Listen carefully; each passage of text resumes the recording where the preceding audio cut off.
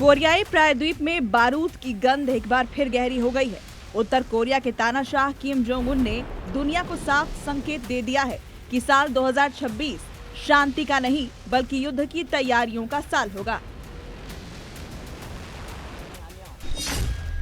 दक्षिण कोरिया की राजधानी सियोल अब सीधे किम की तोपों के निशाने पर है। ऐसा इसलिए क्योंकि हाल ही में किम जोंग उन एक हथियार फैक्ट्री पहुंचे। मौका था नई 155 मिलीमीटर ऑटोमेटिक तोप होवित्जर के उत्पादन का मुआयना करना। ये महज तोपें नहीं है बल्कि दक्षिण कोरिया के लिए सीधा डेथ वारंट है।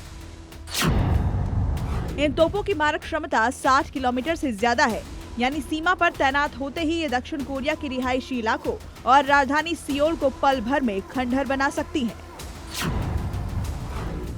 155 mm ऑटोमेटिक होवित्जर मिसाइल जिसकी रेंज 60 किलोमीटर है।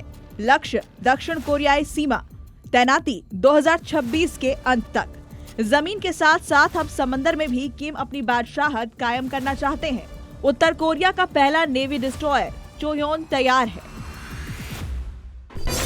खबर है कि जून तक ये विध्वंसक पोत नौसेना का हिस्सा बन जाएगा, लेकिन इस सैन्य प्रदर्शन के बीच एक और तस्वीर ने दुनिया का ध्यान खींचा।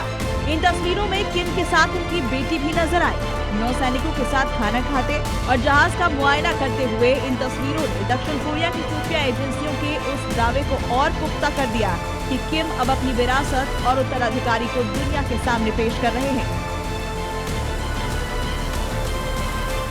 तनाव की असल वजह सिर्फ हथियार नहीं बल्कि किम की बदली हुई सोच है। 6 मई को दक्षिण कोरिया ने बड़ा खुलासा किया कि किम ने अपने संविधान से कोरियाई एकीकरण जैसे शब्दों को ही मिटा दिया है। दशकों पुराना वो सपना कि दोनों कोरिया एक दिन एक होंगे, किम ने उसे हमेशा के लिए दफन कर दिया है। अब उनके लिए दक्षिण कोरिया एक भाई नहीं बल्कि नंबर 1 दुश्मन है। अमेरिका और दक्षिण कोरिया की हर सैन्य ड्रिल का जवाब किम अब मिसाइल परीक्षण से दे रहे हैं।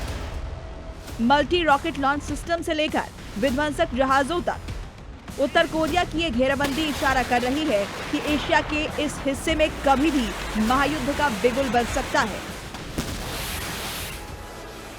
दुनिया की नजरें अब इस बात पर हैं कि किम की ये नई तोपें सिर्फ दबाव बनाने का जरिया है या किसी बड़ी तबाही की आहट। ब्यूरो रिपोर्ट, जी मीडिया।